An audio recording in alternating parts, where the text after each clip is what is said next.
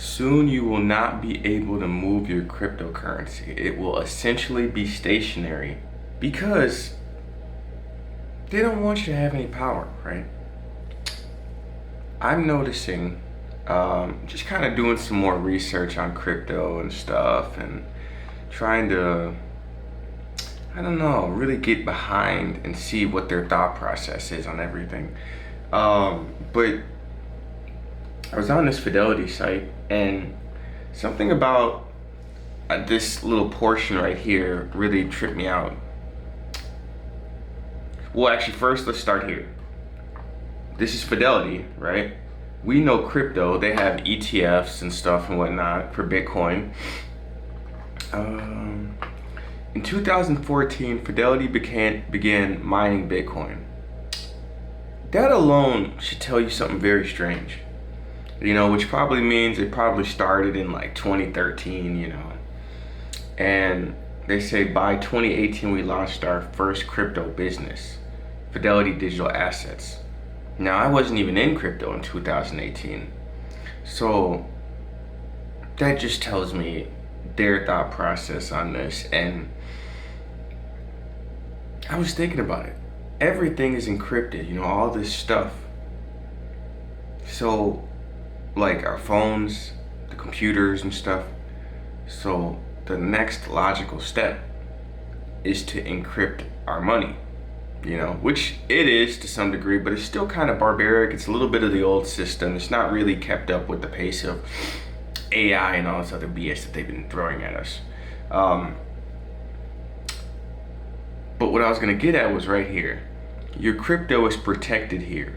We secure your digital assets with superior standards, from cold vaulted storage and secure monitored facilities to multi-layered protocols. Your crypto is protected every step of the way. Now, that's all fine and dandy, but what they're really saying is, we're hoarding crypto. We're gonna make it super difficult for you to get access to true crypto, like your real crypto, and we're gonna draw it out because ultimately we would like you to buy cryptocurrency from us. We wouldn't like you to move it, and we'd like you to sell it either at a small profit or at a loss, right? Because this is a business. And I realized in this world a lot of things are very parasitic, like if they're not taking advantage of you, they can't really make that much money, or at least they make less money, which still, I never got that, If you have a system where you're making money off people and you're already rich, why are you so desperate to get that extra dollar? Because ultimately you're destroying yourself. Now, I have my own theories about why that is, but basically what they're saying is, buy cryptocurrency from us. Do not try to transfer and move it unless you'll face a big fee. Just like how in retirement funds, if you withdraw early, you get like a 50% fee. Maybe that's how they'll do it. Maybe you basically lease the cryptocurrency, right? You're like, oh, I'm going to buy XRP from Wells Fargo, and it's for a 10-year plan, and at the 10-year mark they sell it off. But you notice how you don't own it. Notice how you're kind of just using it.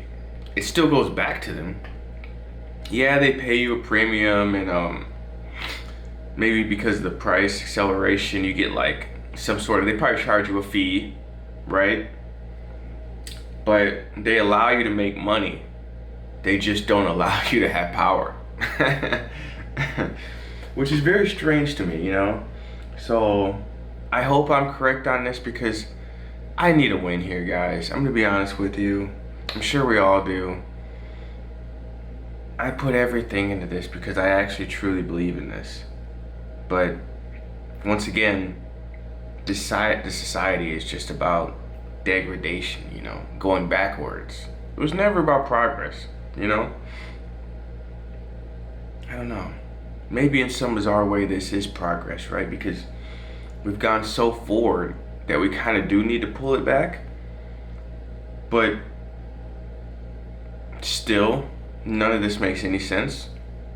I'm still wondering about a lot of things.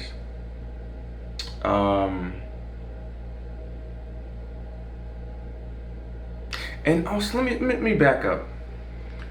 As crypto evolves, we're committed to unlocking new investment opportunities for our clients. That doesn't sound like unlocking wealth for our clients. It sounds like a product you'd buy with a bunch of fees and a bunch of tags on it. I'm telling you, you won't own your cryptocurrency anymore. It will be completely stationary because that's how they need it to be. Now, you could probably move your, because they can't just outright say you don't own your XRP, right? Unless maybe that's how they got you in the contract, right? But best believe they're gonna charge the hell out of you. Even on crypto.com, I have, I don't know, $300 of Bitcoin. Do you know they want $30 for me to move that? So it's staying there. I don't need the money right now. I have other accounts I can lean on. But that hasn't moved in months. It was Cardano. I don't know why I sold my Cardano. I don't know, dude. Sometimes my portfolio changes, and I'm glad I switched it to Bitcoin, but I probably should have just left it alone. That's another thing. Just leave your stuff alone. Stop touching it. I really gotta take the hint on that. But either way, all they have to do is figure out what people won't do and then put it like right there. If you buy $20 of crypto, you're not gonna spend $7 to move it to a wallet. That just seems like BS, right? Ultimately, you will never own any cryptocurrency. And as prices rise, the fees will rise higher. So it'll ultimately get to the point where you have $10 of Bitcoin. And sometimes it is like this in high transaction volumes, It'll be $5 to move it to a wallet. Now who's gonna do that? Why would you do that? And even if you do, man, you're gonna do that consistently every week. You're gonna lose 50% every week in buy-in. So your crypto will not move. They may even put tags on it.